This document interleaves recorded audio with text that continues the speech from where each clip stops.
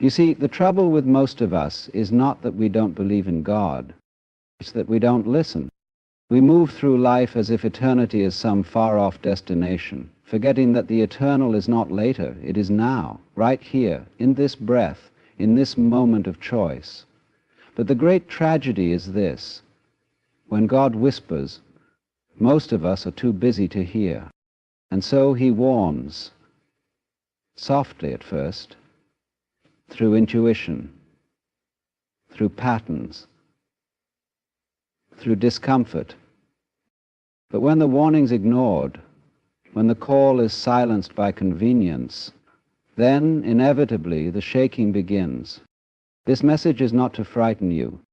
It is to wake you, because if you are one of the chosen ones, and you turn away from what you know in your soul to be true, don't blame God later.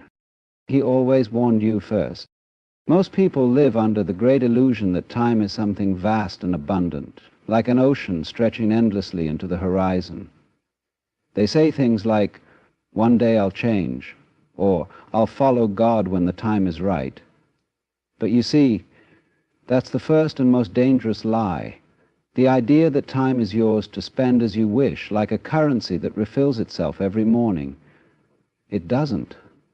And the irony is, the only moment you truly have is the one you are in right now. This moment, this breath, is the only point of power you will ever possess. Yet most people trade it for the fantasy of tomorrow. Now think about this. If eternity is real, then it must include this very instant. Eternity cannot merely be some afterlife destination. It must touch us in the now, or it doesn't exist at all. And if God is present, he is not just at the end of your journey, waiting at some golden gate. He is here, now, whispering beneath the noise of your mind.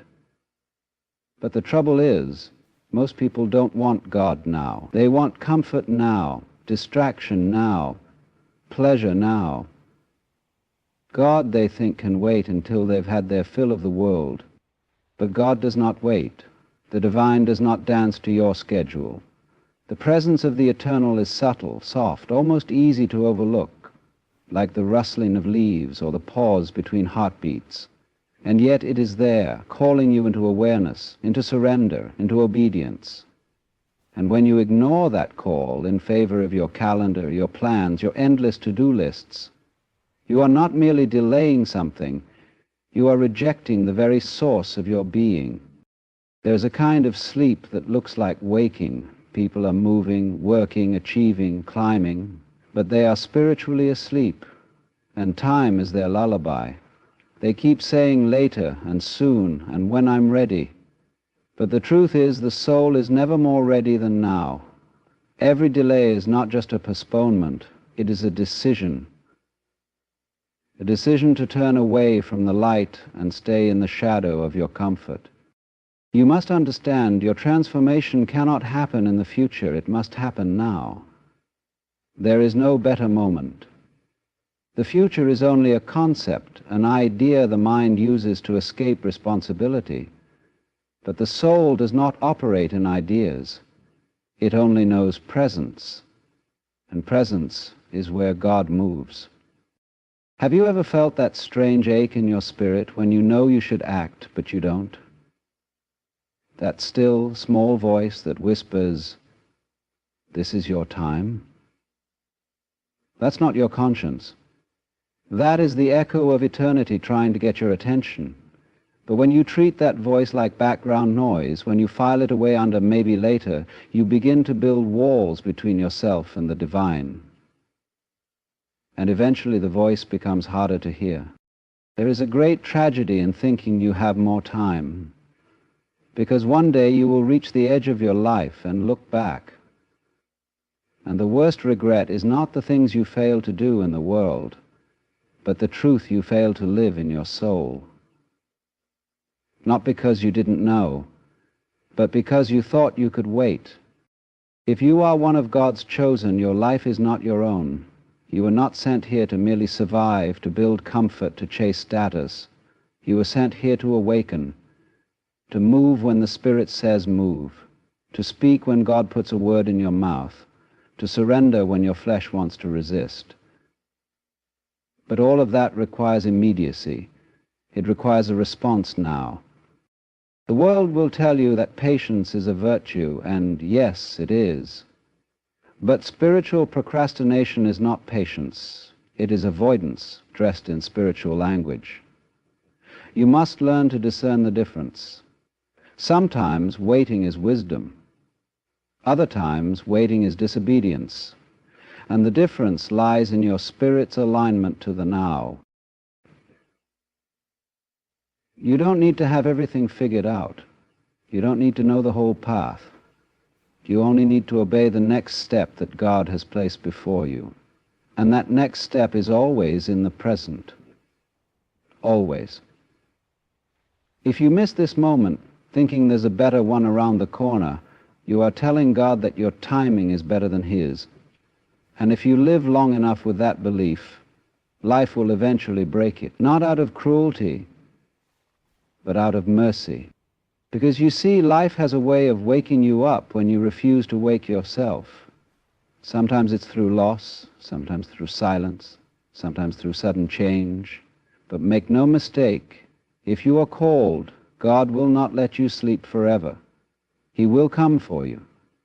And that shaking you feel, that storm on the horizon, it is not punishment. It is a reminder that the only safe place is the present moment, aligned with divine purpose. So if you're hearing this now and something in your spirit is stirring, don't ignore it. Don't say maybe tomorrow. Don't say when things calm down, because tomorrow is not promised, but this moment, it's here, it's alive, it's divine, and it is asking you to wake up, to rise up, and to return to the call you've been postponing. Don't wait until it's too late to realize. Now was always the time. The voice of God does not boom from the heavens like thunder, nor does it arrive in spectacle and fireworks. It is not found in the chaos, nor does it fight to be heard over the clamor of the world. The divine calling is quieter than you think. It's not that God isn't speaking. It's that most people have forgotten how to listen. We've become deafened by noise, distraction, urgency. Yet God continues to speak, not in the way the world shouts, but in the way the wind brushes the trees. Soft, subtle, persistent. When you are chosen by God, the calling comes differently, not always with dreams and visions. Sometimes it comes as restlessness, a sense that you no longer fit into the life you once prayed for, a discomfort in places that once brought you joy. It arrives in patterns too precise to be coincidence. You begin to notice numbers repeating, names recurring, situations echoing. The same lesson appears again and again, not because you're cursed, but because you're being invited to awaken. This is the whisper of the divine, not to force you, but to invite you. And invitations, you see, can be ignored. That's the frightening part. God never manipulates your will. He respects it. He waits for you to align it. And so He speaks through intuition, through dreams, through that quiet knowing in your chest you can't explain. Have you ever sat in silence and felt something nudge your soul, urging you to move in a direction that made no sense to your logic, but perfect sense to your spirit? That is the calling. That is the whisper. But what happens when you ignore it? What happens when you silence that voice for long enough? It doesn't yell louder. It just grows quieter. Not because God has stopped speaking, but because your heart has become crowded with fear, with ambition, with the need to be right or successful or accepted. And in all this noise, the signal of the sacred is lost. Some people spend years searching for purpose, never realizing that purpose doesn't scream, it summons. It doesn't rush in with applause, it arrives like dew in the morning. You only notice it if you're still, if you're present. But presence is uncomfortable for many. That's why the world is addicted to movement, to stimulation. Silence terrifies those who know they've been avoiding God. But for the chosen, silence is sacred, because it is there, in the absence of noise, that you begin to hear the rhythm of your own soul again. And when you hear that rhythm, you start to remember you were never meant to blend in. You were never meant to live a life of quiet compromise. The divine calling is not about being normal. It is about being true. True to what God placed inside of you before the world told you who to be. And that truth will often cost you. It will cost relationships, comfort, even your old identity. Because the more you respond to the calling, the more your old life will no longer fit. The friends you used to laugh with won't understand the tears you now shed in prayer.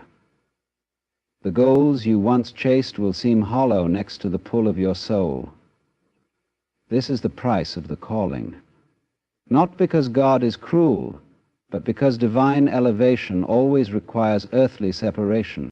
It's easy to dismiss the calling when it first appears. You may tell yourself, it's just my imagination, or I'm overthinking, or I'll follow when I'm more prepared. But the irony is, the calling doesn't come after you're ready. It makes you ready. God doesn't wait for your qualifications. He qualifies those who say yes. Still, saying yes is a risk, because when you follow the subtle whisper, you must often leave behind the noise that once made you feel safe. You walk into the unknown. You move without a map. But here's the mystery. As you step forward in obedience, the path reveals itself. Not all at once, but step by step, moment by moment. It's like walking through fog. The next step only becomes clear once you've taken the first. And when you do answer the whisper, when you lean into the call instead of running from it, you begin to see the fingerprints of God everywhere. What once looked like coincidence now feels like confirmation. Doors open you didn't knock on. People appear you didn't search for. Healing begins in places you thought were permanently broken. And suddenly you realize the whisper wasn't random. It was leading you all along. But understand this, God doesn't waste time shouting at people who aren't listening. If you continuously ignore the nudge, the sign, the quiet warning, God may stop whispering, not to punish you, but to let you have the silence you chose. That is why this message matters now, because if you're still hearing him, still sensing the pull, it means you haven't gone too far. Not yet. There's still time to respond. The chosen ones are not always the loudest, the boldest, or the most perfect. They are the ones who, despite their fear, say yes, not when it's convenient, but when it's sacred, when it's quiet, when it doesn't make sense, but it feels like truth. So I ask you, what has God been whispering to you lately? What nudge have you been dismissing as coincidence? What sacred instruction have you pushed to the side, waiting for a louder voice? He's not going to shout. He already whispered, and now it's your move. There's a peculiar comfort in the idea of later. It cushions us. It gives us permission to delay the difficult, to postpone the uncomfortable, to avoid the divine moment that quietly demands our full surrender. Later is the subtle voice of spiritual delay. It tells you that you'll step into your purpose when life calms down, when you're less busy, when you feel more confident, when the timing is right. But that perfect moment never really comes, does it? And so the soul waits. It waits while the days pass like clouds drifting across a sky you never really look at. You promise yourself you'll answer God's call once you feel more worthy, more prepared, but understand this. God never called you because you were ready. He called you because it was time. And when you ignore that moment, you're not pausing life. You're drifting away from it. You see, spiritual procrastination is far more dangerous than its worldly counterpart. If you put off doing the dishes, the mess piles up. But when you put off your soul's calling, the consequences echo in eternity. Delay becomes disobedience, not loud and rebellious, but quiet and passive. It feels harmless, but it's not. It's a slow death of the divine within you. And the longer you postpone your obedience, the more numb your spirit becomes. What most don't realize is that every ignored instruction from God subtly hardens the heart. Not in an obvious way, but in the way stone forms from sediment, layer upon layer. You think you're fine. You still pray. You still listen to sermons. But inside, you're stuck. Not because God stopped moving, but because you stopped saying yes. Sometimes the enemy doesn't need to stop you. He just needs to convince you to wait, because waiting feels safe. It feels spiritual even. I'm waiting on the Lord, you might say. But are you? Or are you asking Him to wait on you? There's a difference between holy patience and fearful hesitation. One is led by trust, the other is rooted in avoidance. Many think the greatest threat to their calling is failure. But it's not. The greatest threat is delay, because failure still moves, it still tries, it still opens the door to growth. But delay sits still. Delay looks spiritual on the outside, but it's lifeless on the inside. It wears the mask of wisdom, but it is only fear in disguise. The divine calling is not like a worldly opportunity that will knock endlessly at your door. It is sacred, it is timely, and it often comes once, twice, then it moves on. God is gracious, yes. He is patient, yes. But grace is not an excuse to remain stagnant. Grace is fuel to move. The longer you hesitate, the more out of sync you become with the rhythm of heaven. Some people are waiting for a lightning bolt. They want a dramatic sign, a vision, a voice in the sky. But more often than not, the call comes quietly, a pull in your spirit, a thought that won't leave you alone, a restlessness you can't explain. And instead of responding, you silence it with distractions. You fill your life with noise so you don't have to feel the weight of what you're ignoring. And then you wonder why you feel empty. God does not call you into purpose to burden you. He calls you to free you. But that freedom requires a cost, the cost of comfort, the cost of control, the cost of certainty. And these are the very things that make people say, "Not yet." They want God, but only on their terms. They want to be used, but not inconvenienced. They want divine purpose without divine disruption. But the truth is, the call of God will always disrupt you. It has to, because it's not calling the version of you that's surviving. It's calling the version of you that's buried under fear, under delay, under excuses. And to become that version, you must respond now. Not when it's easy, but when it's right. Some of you have already heard the call, not once, not twice, but again and again.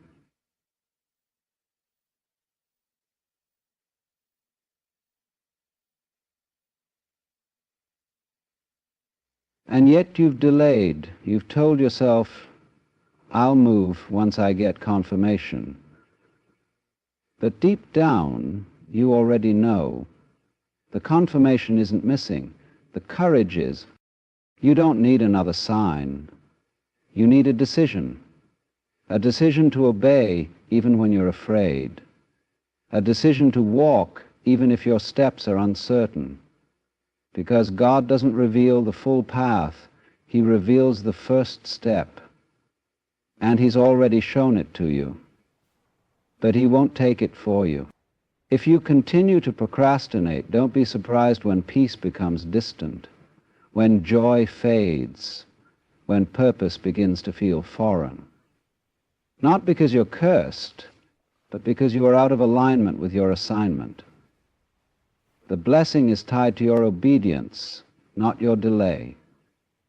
So if you've been waiting for the perfect moment to start, stop waiting. This is the moment. This is the warning. This is the whisper of God reminding you that later is not promised and soon is not spiritual. There is only now, and now is sacred. There's a time to wait and a time to move. And if you're hearing this, it's time to move. To be chosen by God is not a crown to wear, but a cross to carry. It is not a reason to boast, but a reason to bow.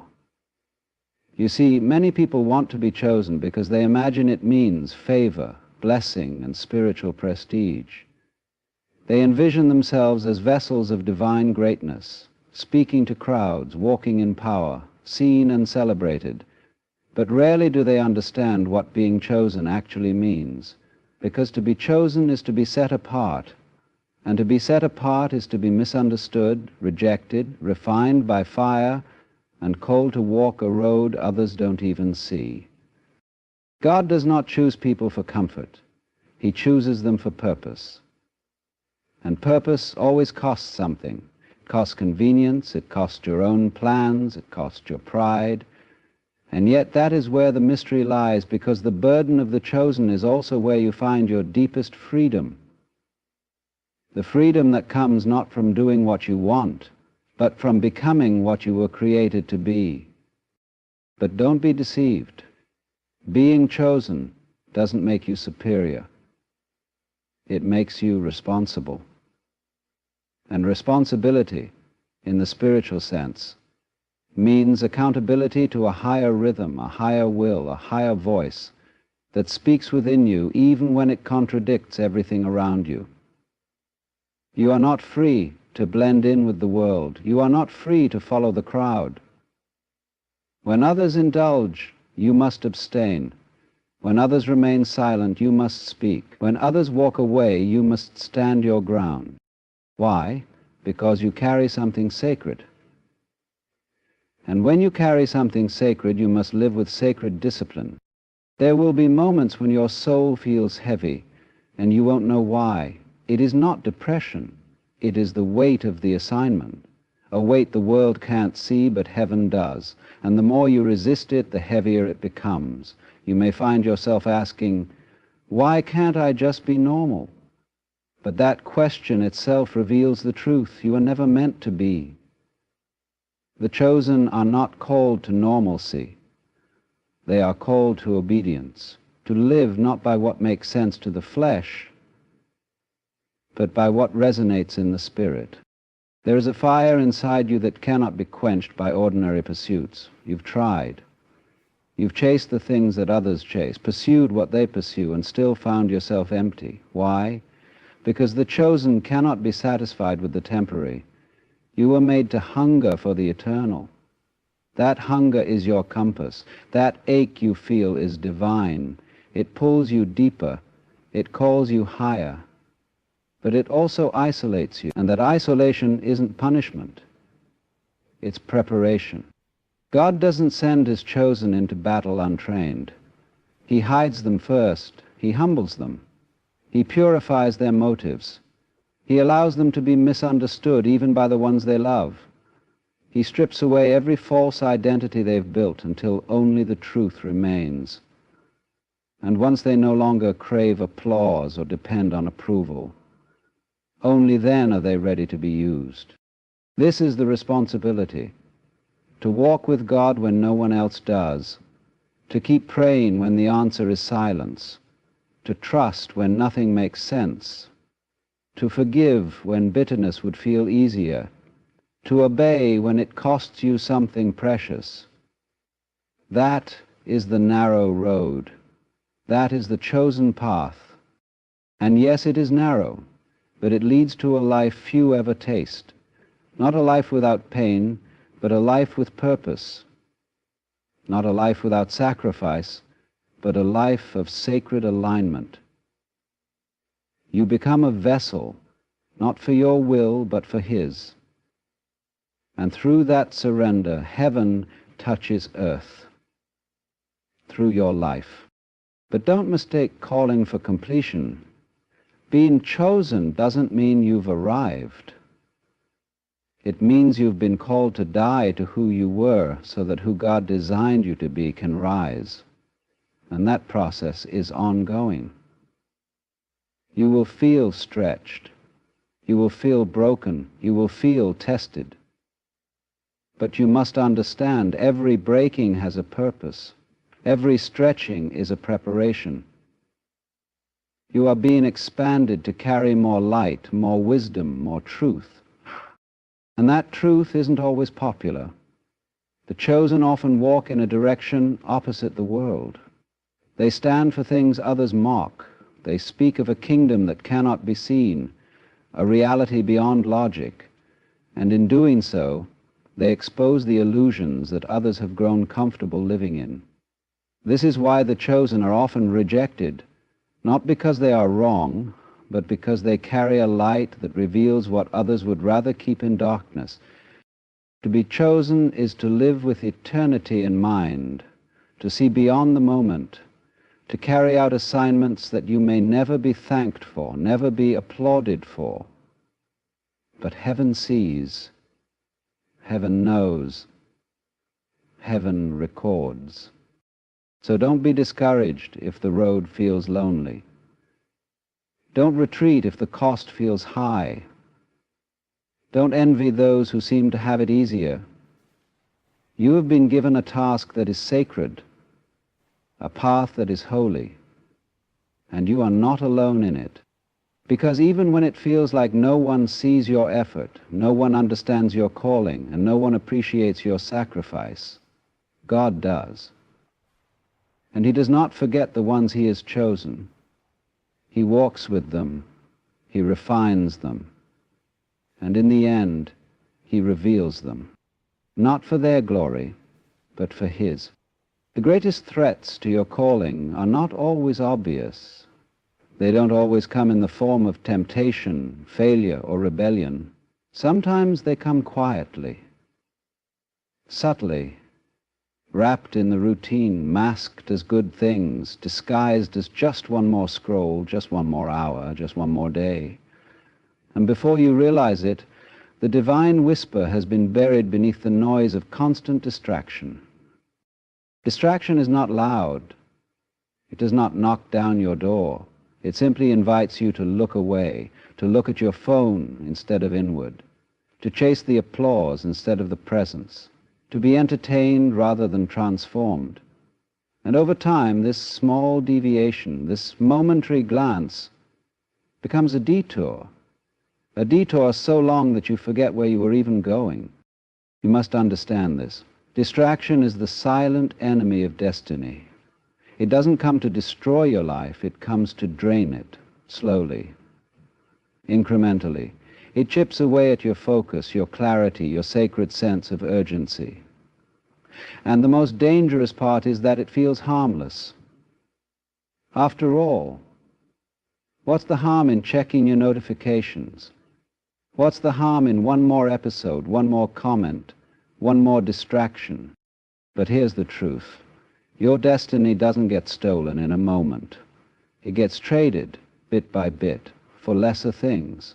It gets buried under convenience. And the tragic irony is that we often call these things normal. We live in a culture that prizes productivity and stimulation.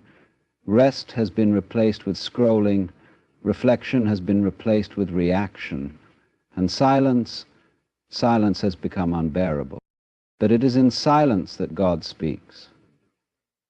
It is in stillness that the soul breathes. And if the enemy can keep you too busy, too distracted, too preoccupied, he doesn't need to destroy you. He only needs to keep you from hearing the call. There is something sacred about attention. Where your attention goes, your life follows. And when your attention is scattered, your soul becomes disoriented. The chosen cannot afford to be casual with their focus. They cannot afford to give away their time to every voice, every platform, every shiny thing that flickers. Your attention is your most precious currency. Spend it wisely. Have you noticed how easy it is to delay prayer, to postpone purpose, to forget sacred things? But how hard it is to look away from a screen. That's not by accident. That's design. The systems of the world are built to capture your gaze, to keep you consuming, scrolling, comparing, and craving, because as long as your soul is overstimulated, it cannot hear the still, small voice of God. And so distraction becomes a spiritual warfare, not with swords and shouting, but with attention and apathy. The more distracted you are, the easier it is to settle, to live beneath your calling, to forget the urgency of the hour. You begin to believe you have time. You believe you can answer God's call later, but that is the lie. Because distraction is a thief of divine timing. Some of you have been called to write, to teach, to build, to serve. But the vision is buried under endless tabs, endless scrolling, endless entertainment. The seed of your purpose hasn't died. It's just buried under noise. And until you silence that noise, it cannot grow. It is time to unplug from the chaos and return to the stillness, to train your soul to find comfort in quiet, to find joy not in external stimulation, but in divine presence. Because the truth is, God hasn't stopped speaking. You've just stopped noticing. The voice of God does not compete. It waits. It waits until you're ready to return. And return you must. Because the chosen cannot afford to live distracted. There is too much at stake.